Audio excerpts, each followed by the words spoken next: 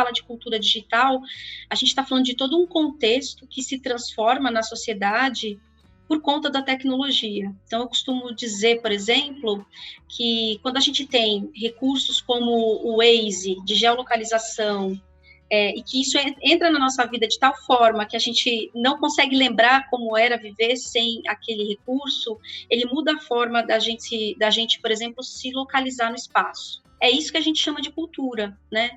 São as transformações que a sociedade vivencia a partir das integrações com as tecnologias, né?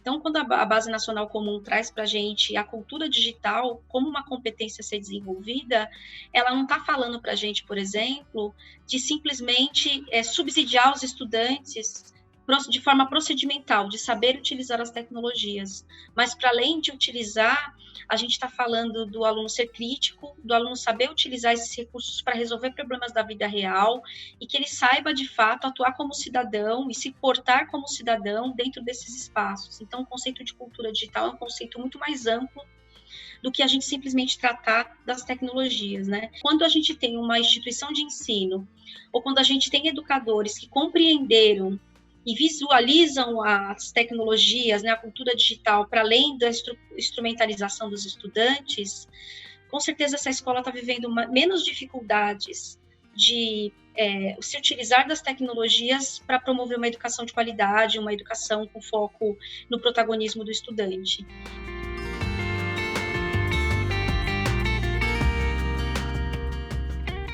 Quando a gente conversa com as escolas, a primeira coisa que a gente faz é levantar qual é a realidade dessas famílias, né? Então, assim, entender quantos dispositivos a casa tem, se o estudante tem um dispositivo para ele, em que momento ele tem, porque tudo isso decorre um planejamento de uma educação online que seja viável para aquela família. Se você não tem conhecimento de qual é a realidade daquela família, daquelas famílias, a gente tenta ao máximo buscar essas informações, né? E aí isso é muito simples de fazer com um formulário online bem estabelecido, de forma bem clara, né? As perguntas, a gente consegue ter os resultados, inclusive, sistematizados, né? Então, uma outra sugestão que eu dou aos professores, quando a gente utilizar ferramentas de videoconferência, por exemplo, como nós estamos utilizando agora, esses momentos que eu estou chamando de síncrono, que a gente sempre use também para ajudar os alunos a se organizarem. Ah, mas está tudo à disposição na plataforma. Não, para aquele momento, gaste 5 minutos retomando com eles todas as entregas que eles têm para fazer naquele dia, quais são as entregas que eles têm para fazer na semana.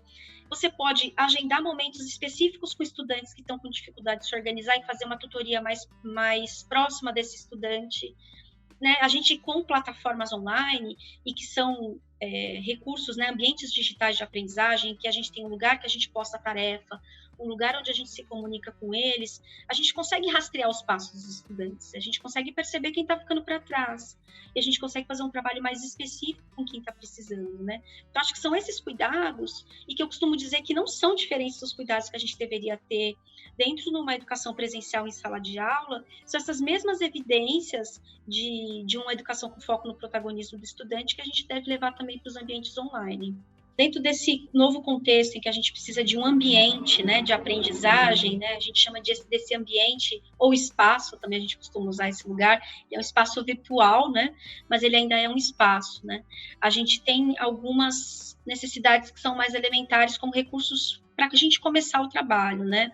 Então, acho que o primeiro deles é a gente ter um lugar em que a gente possa se comunicar, né, que a gente possa ter conversas, isso fique registrado, e que a gente possa compartilhar materiais, né, o professor compartilhar materiais com os alunos compartilhar materiais com os professores. Quanto mais estruturado e claro é a forma como eu me movimento nesse lugar, mais sucesso a gente tem.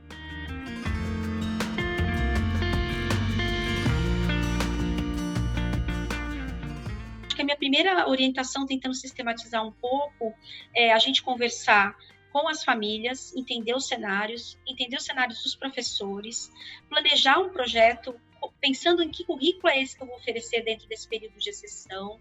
A partir daí, a gente criar os canais de comunicação muito claros para todo mundo, a gente alternar momentos síncronos e momentos assíncronos, para que a educação não seja maçante e que ela tenha significado, ela não seja baseada na fala do professor.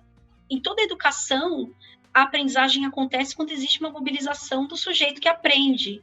Não vai ser diferente agora. A diferença é que a gente tinha um par muito próximo do aluno, ali no dia a dia, que é o professor, e que ele não está conseguindo estar o tempo inteiro do lado do aluno. Então, cabe à família também nos apoiar, colocando o aluno mobilizado para aprender.